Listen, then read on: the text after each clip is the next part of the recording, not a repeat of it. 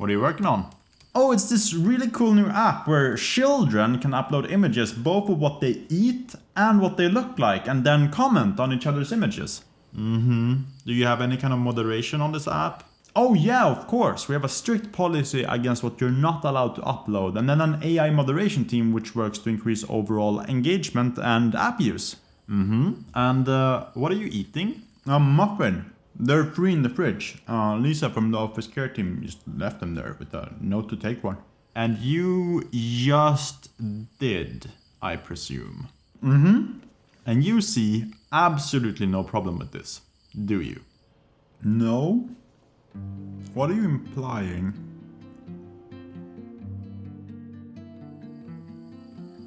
In this video, we are going to be looking at something that is very near and dear to my heart, which is the application and trajectory of what we can call internet technology. It is quite surprising how quickly the adoption of the internet became one of the cornerstones of practically every industry, from logistics and manufacturing to retail and financial services. But today, we are talking about web, specifically the social internet, the things that you and I use every day to socialize, learn, and work. A good example are YouTube videos, which didn't exist 20 years ago and practically couldn't before the advent of the modern internet. We are primarily going to be concerned with the people at the very bottom of the developer food chain. The people who are responsible for building you that web app, which allows you to buy everything that you don't need for prices you can't refuse, with the added benefit of both exploiting workers and efficiently messing up the planet. Hello and welcome. This is a channel where we try to work through some of the confusing and complex things that are happening in our environment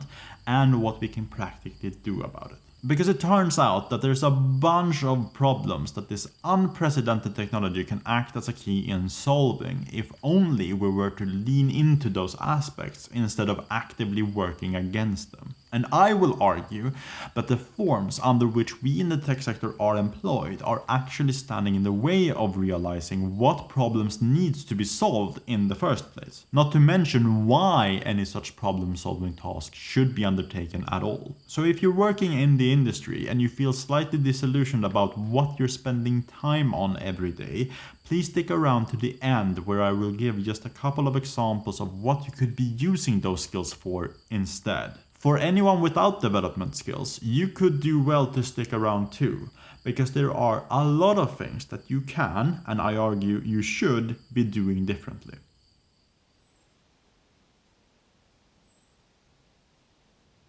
When I got my first job working as a web developer, I was fresh out of an online bootcamp that had taught me the absolute minimum of what I needed to know in order to work in what we today loosely refer to as the tech industry. Tech is a very broad set of skills, jobs, and professions, so for the purposes of this video, I will not be talking about anything that has to do with traditional IT departments or hardware. I will also be leaving out a large part of what we can call industrial applications, which for the lay people in the audience can be summarized as any kind of control software that goes into automating away your neighbor's factory job. Automation in both service and industrial sectors is an important story to tell, for sure, but unfortunately one that will have to be left for a later date. What I work with, and what I know the most about, are user-facing systems. You know, the things that you use to unlock all of those e-scooters with, or order food, now delivered by some 45-year-old refugee with a PhD.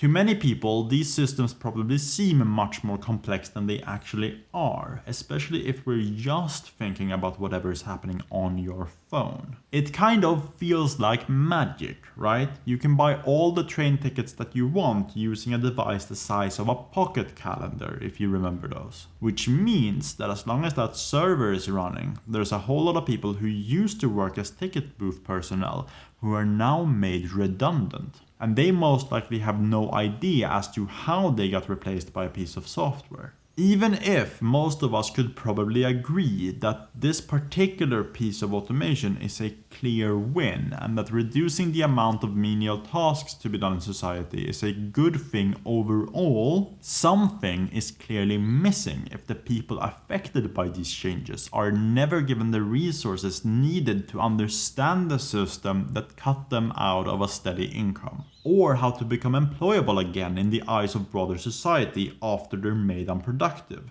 to no fault of their own. In truth, a lot of the underlying infrastructure that enables this boom in digitalization is expressly built to be as easy as possible to understand for the developers, which in turn allows them to rapidly build new products. So in reality, there is no reason why people getting automated out of jobs shouldn't get to spend 6 months learning something new, which could then, fully or partially, be leveraged into a new living. Or maybe there is, but I would argue that any such reason is an unjust and immoral one. As I mentioned, I did not have a rigorous university degree when I entered the workforce as a junior developer. But a couple of years later, I've understood that the field is moving so quickly at the moment that it doesn't really matter what kind of experiences you could have gathered from formal education, because they will be outdated by the time you get your first job. We are an industry of people who, in clear contrast to, say, someone in the medical field, fail repeatedly until we don't, and that is considered fine. So I refuse to believe that anyone who can do basic math and understands the plot of Game of Thrones is incapable of learning JavaScript and CSS, and I will die on this hill if I so have to. Anyone can learn to do what I do. But this has, as you can imagine, some pretty bad effects on the mental health of the profession. Because essentially, every day you're handed a problem and you're told to fix it, but there are never any guarantees that you have faced anything like it before. So we're in a constant state of trying to figure out what we're actually going to do to solve this problem. Which means that we spend a whole lot of time just trying to understand it, and then on top of that, 100 different ways to crack it until eventually one sticks. And when it does, we rarely get to experience the fruits of our labors for very long, as we're commonly handed the next problem and sent on our way. Which is why a whole lot of people in the industry can subscribe to the mantra, love the problem. A sort of catch-all for the idea that if you think that you can solve anything that you come across with the same solution as the one that you've already tried, then you're gonna have a bad time. Which, you know, fair enough. But, and not to be all left critique on this thing, there are some issues with getting handed a problem by someone from whom you take money and then convince yourself that you need to love that problem in a sort of blind kind of way.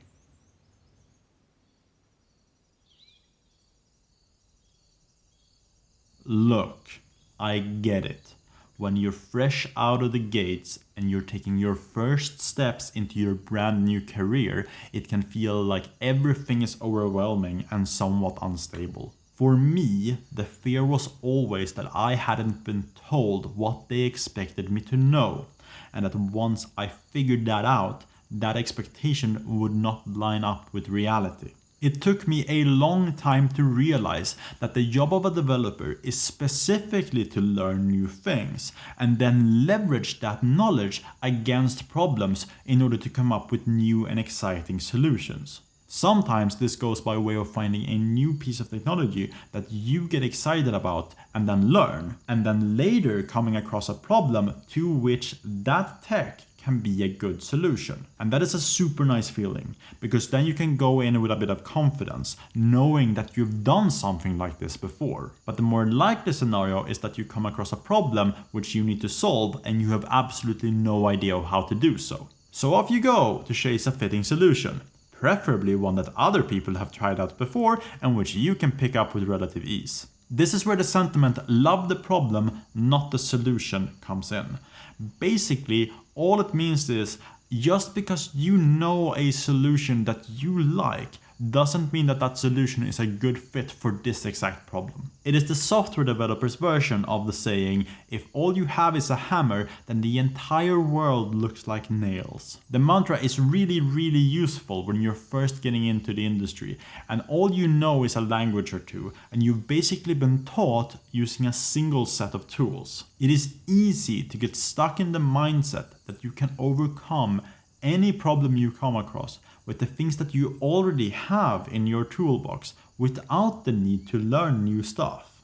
So instead, the mantra asks us to love the problem, which is to say, get to know it intimately and with depth. This enables you to do your actual job, which is to solve the problem in the most adequate way possible. And sometimes you will have to learn new things in order to do that. Not being afraid of the unknown in this way is an enormous source of strength for any developer. But we need to understand something fundamental about this entire setup. Who exactly is asking you to solve any given problem? When I just got done with my bootcamp, I had little to no idea what I was actually going to be working on when I got my first job. The practice projects that I had written up until that point were basically all social media clones. I hadn't understood that most of what I'd be working on was transferring product information from one sales system to another. Because a lot of the work that we do is in essence sales or logistics. We do not regularly think of ourselves as salespeople, but we are. We just don't have to interact with other people in order to get them to buy things from us. I don't care if you work with data-driven sales or build snazzy websites for product launches. You are either a sales representative, a customer service representative, or a marketer. And your job is to either consistently increase the amount of or the price of products that your company is selling. This is why they give you money. Cutting costs is something that we've already touched upon, and it is usually a very shallow euphemism for laying people off. I am not gonna say that shuttering malls is necessarily a bad thing. I think that they're obscene temples to consumerist gods. However, if your alternative to malls are half-filled trucks spewing carbon dioxide into the atmosphere while getting more of the same shit directly to people's front doors, at the same time as your disruption of logistics is pushing the people in your new gig economy into poverty and food insecurity, then you're not doing so much better, are you?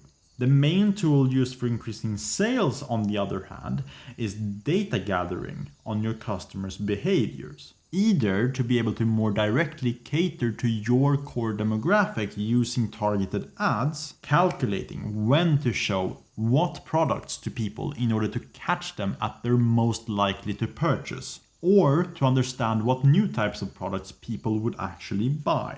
Emphasis on buy, not use or need or enjoy or treasure. Because business doesn't care about tangible improvements to people's lives.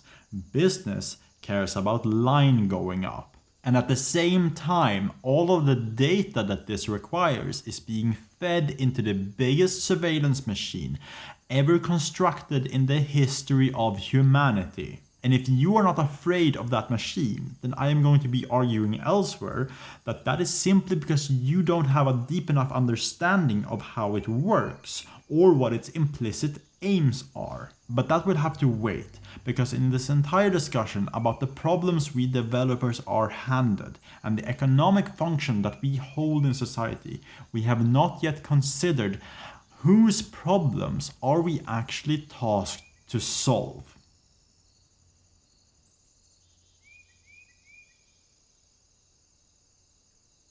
So, there are two main problem areas with how people in the tech industry act, at least the way that I see it. The first is that we have absolutely no ethical framework through which we can think about and judge the software that we build, and which we push as hard as we can to become fundamental parts of people's everyday experience. Oh, we claim to be putting the user first, all the time. But the reality is that the user centricity that we subscribe to is more a facet of the very particular kind of behaviorism that we practice in order to increase sales than it is an ethical judgment of the user's behavior itself. Most of us are extremely concerned with the ease with which a given action can be performed, regardless of if that action is booking a doctor's appointment or ordering an entire shipping container full of rubber ducks. But we are generally less concerned with thinking about whether or not either of these things are good for the users themselves or society at large. We actually don't give a shit if the new toy our user just ordered was produced by modern day slaves. It's just not part of our decision-making process. Remember Google's "Don't be evil" motto. If you stepped into a philosophical ethics class with that as your proverbial hammer, then they would absolutely laugh at you. It is not an ethical system. It barely even qualifies as a guiding principle. There's not even an adjoining theory of value, which means that I'd be hard-pressed to find a Google engineer who could define what evil even means in that motto. So it becomes more of a declarative statement than an imperative one, meaning that whatever Google does by definition isn't evil on account of how they said that they shouldn't be. The second issue is that the industry lacks a historical view of capitalism as an economic model, as an ideology, and what criticisms can be levied against it. For instance, many teams of professional programmers work under what they call horizontal organizational structures. My anarchist friends in the audience will probably have perked up at hearing that kind of terminology, but my fellow coders will probably be more thrown by the idea that horizontal organization is an inherently anarchistic principle. To those of you who belong to both sets of people, I preempt your eye-rolling at my wondrously obvious observation by including this sentence. And anarchists are inherently anti-capitalists, regardless of what the snake people are trying to peddle these days. I wholly attribute the currently happening union drives within the gaming industry to decades of non-existing political consciousness within tech sector labor. I may be wrong in that unilateral attribution, but I dare someone to empirically prove me wrong. If you don't understand that working 60 to 80 hour weeks for months to meet deadlines which you had no say in setting, and where you don't really feel those profits that your employers are reporting to shareholders, then you may be suffering from a critical lack of political awareness. Ask your doctor if anarchism is the treatment for you. Side effects may include an inability to socialize, doom scrolling, or a complete disillusionment with the current political/economic system. But the point I really want to make here is not that the gaming industry is particularly bad in terms of lack of unions. It's just that that sector currently has a lot more visible problems that would require strong labor organizing to solve. But that lack of unions is fairly universal within the tech sector as a whole. So what happens when the supply and demand gap in tech sector general labor closes due to all of these boot camps catching up and filling the gap? Or Microsoft goes through with its AI-assisted development and our wages start stagnating. How quickly will you find your class solidarity then? The workers in the industry don't even understand that some of the things that they especially pride themselves on, like the aforementioned horizontal organization, the rejection of monotonous work, the free and open source software that make up the backbone of all modern software, all of that stuff goes hand in hand with anarchism and its related philosophies. But it's never mentioned, it's never even talked about, because people associate anarchism more with black-clad rioters and car bombs than they do with the horizontal organization of people and work. And as a result, the idea that there might be other things implied by those related philosophies, with consequences for equity and justice, for the most part never occurs to us. Like for instance, that the increased sales of sweetened beverages to children might be inherently bad, regardless of how well your algorithms were written. That pushing people to feel like they need to buy things that then get flown halfway across the planet is being directly responsible for ecocide. That making it impossible to repair smartphones and laptops through which most people run their entire lives is setting up an incredibly unjust power imbalance. Or that developing software to remotely shut down cars about to be repossessed will eventually stop someone, at some point, from going to a hospital that they really need to fucking visit. And that staying ignorant of these things is by many, in itself, considered deeply unethical. So it's not simply that there is no ethical consumption under capitalism. It's that there's barely any ethical work either.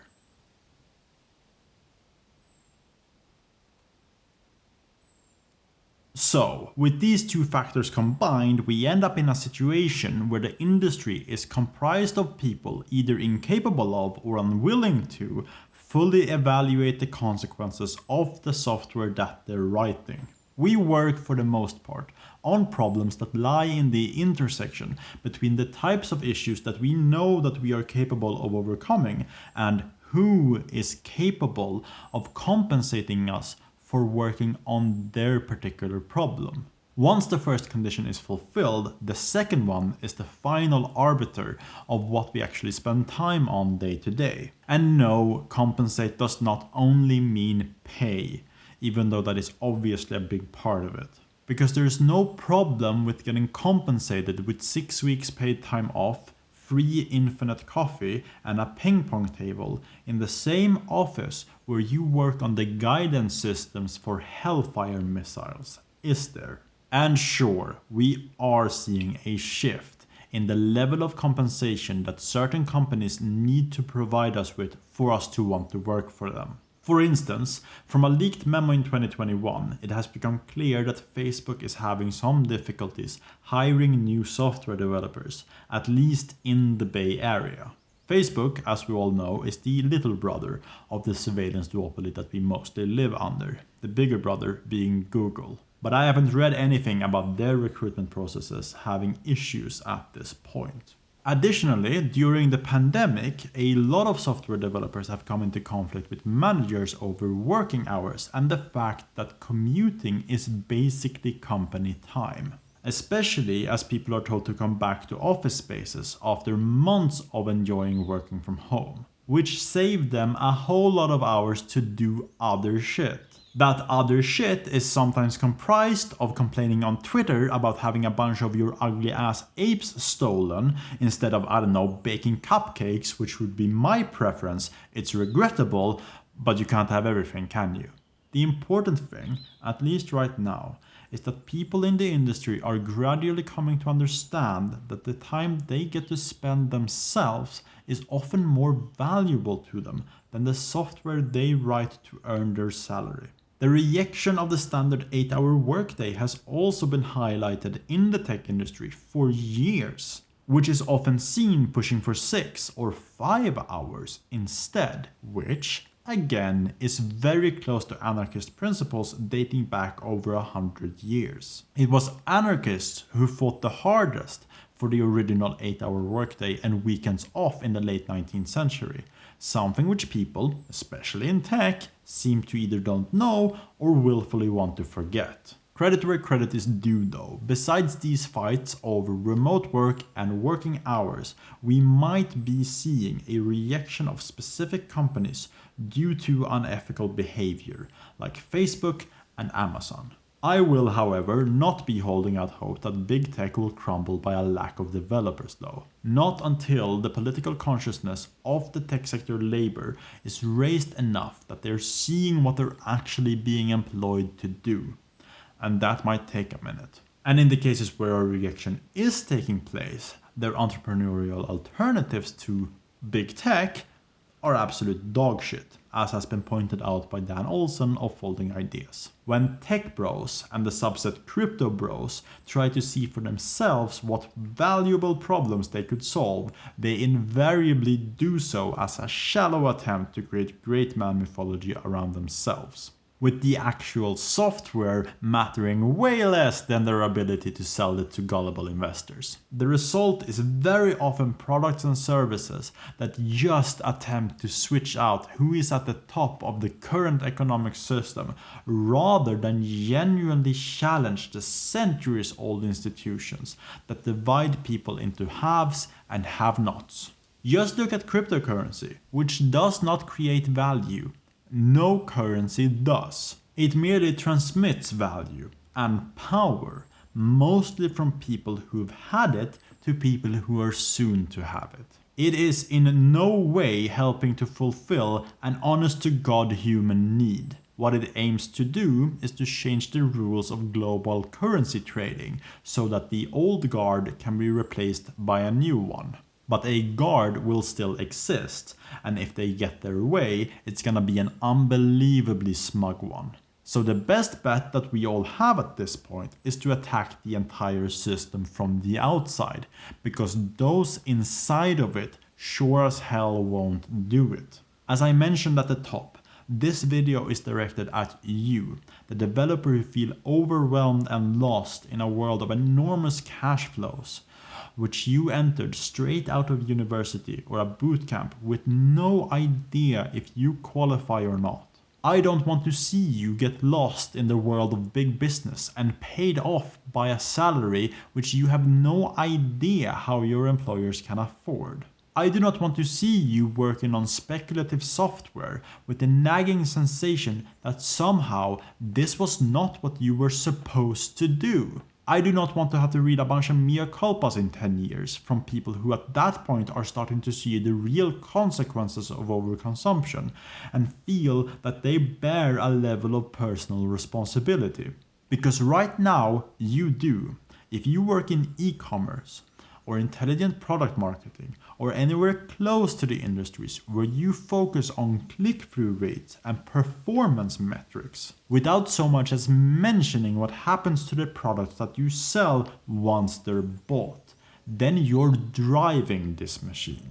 This also goes for any industry that takes a big chunk of its revenues from advertising shit that people don't need.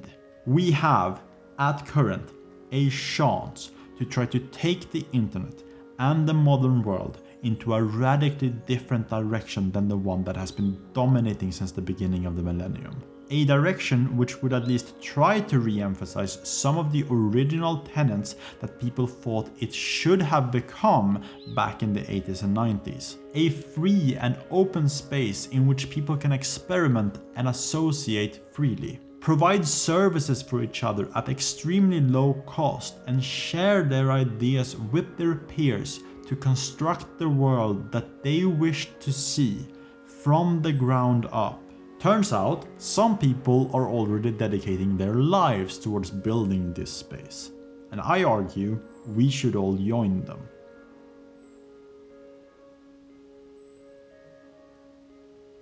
So, if you've made it this far, then I've most likely struck something in you that makes you want to do something better. I'm gonna be completely frank with you. I don't have any answers. I am just as tired of working on completely uninspired and, to be honest, at least somewhat unethical software as the next person. But I might be able to help you figure out where you could go and what you could do that maybe could make a positive difference. If we were to try to summarize the issues that we have with the modern web, then we got two problems. First, the entire web is dominated by a handful of companies whose business models centers on changing their users' behaviors and then extracting value from measuring the change that occurred. You may know this as the algorithm. It is a little more nuanced than that, but in an effort to be brief, we can just say that it's usually bad when people try to change our habits and our brain chemistry for their own personal gains. The second major issue that we have is that a lot of the times when programmers figure out that there might be some issues with the status quo, the solutions that they come up with tend to both make the existing problems worse and create even more new ones. It is a real fucking feat. I do not have the spoons, as it were, to deal with crypto bros right now, so I am going to focus on the easier problem, which is how to bring down Facebook. Meta, also known as Facebook, has the advantage over its bigger brother Google in that it is a social media platform. People still share things on Facebook, not to mention the data streams from Messenger, WhatsApp, and Instagram. And the data that Facebook gathers is much more than you think about. One of the key things that I have learned while reading about surveillance of instant messaging apps, for instance, is that there might not be an interest in the contents of the messages themselves so much as their form. They don't care that you're meeting your friend for coffee next Tuesday.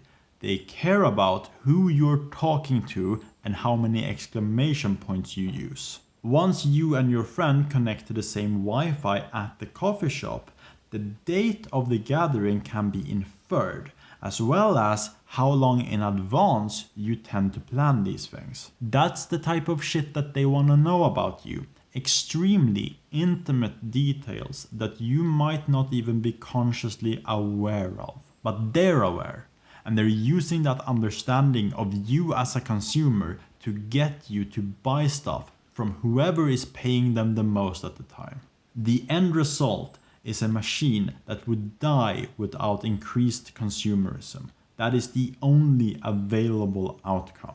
But, and I cannot believe I have to say this, of course the social web does a lot of good things for a lot of people. While connecting people definitely isn't Facebook's core business model, it's not what they're doing. I genuinely believe that some Facebook products, like Marketplace, does a very good job of finding new homes for things that otherwise would have gone to a landfill, in a self-organizing fashion centered around fairly small localities. So this is incredibly insidious, because we cannot go back to a time before the social web. It is incredibly unlikely that people would ever go for it, especially as the economic interest of the big platforms lies in bringing more people into the fold, not fewer. So we 21st century humans need a good alternative to the machine that is currently tearing through the earth trying to build products for us that we don't really need.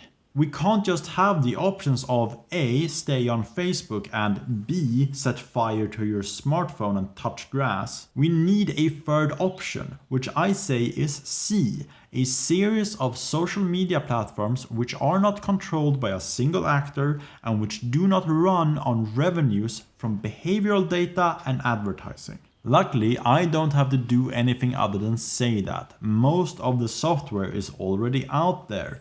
I'm just here shilling for it. For free, I might add. There are a bunch of alternatives out there. PixelFed for Instagram, Lemmy for Reddit, and PeerTube for YouTube. Taken together, these things are called the Fediverse, and I don't have time to do the idea justice right here, so I'll link out to some explainer if you want more details. All I'll say is that baked into the very nature of the Fediverse is a resistance to, and even resentment of, profit-seeking, centralization, and corporate control. It is a social web built on trust that servers stay federated because the people that pull out of the overall network are denying their own users access to everything else. However, the only way to make these platforms viable is to 1. Get a bunch of people on them so that they can have the same breadth of users and content that their alternatives do, and 2. Work on them incessantly and volunteer to set up new instances to federate with. Basically, all of this is just a long-winded way of saying, what if we take the good parts of the social web, the interconnectedness and the speed with which we can make new things spontaneously happen, and we take out the bad parts, structurally, which we all know exists. Now, on to the practical parts.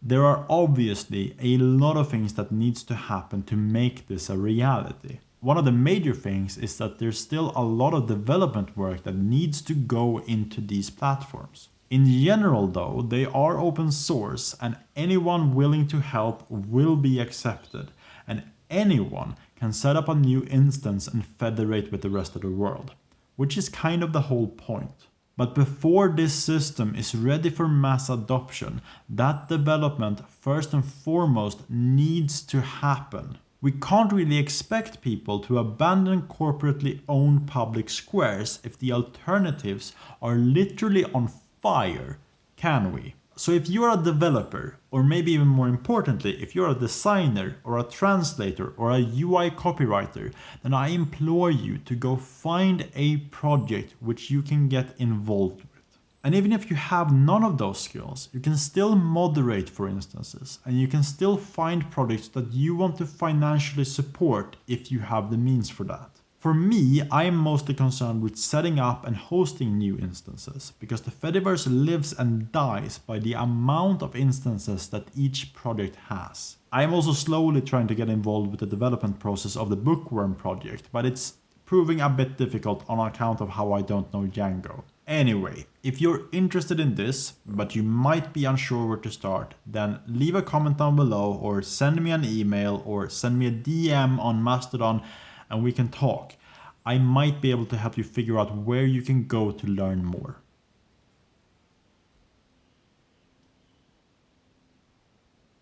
I have tried my very best to keep this video non-technical, but still talk about some of the real moral bads that we in the developer community are solely responsible for. Not a perfect job, I know, but what really ever is. At some point, I am going to start dissecting Shoshana Zuboff's The Age of Surveillance Capitalism in video essay format on this channel. It is the book that for me drove home the importance of individual privacy from a societal level. So if you found this interesting and you would like more in the same vein, then you can subscribe and you can like this video and do whatever else people do on this hell shit platform. Speak from the heart here. Tell me what you really think. I kan funka som avslut. So if you're a developer, or maybe even more importantly, if you're a designer or a translator or a UI copywriter, then I implore you to go find a project that you want to get engaged with. And then marry that project.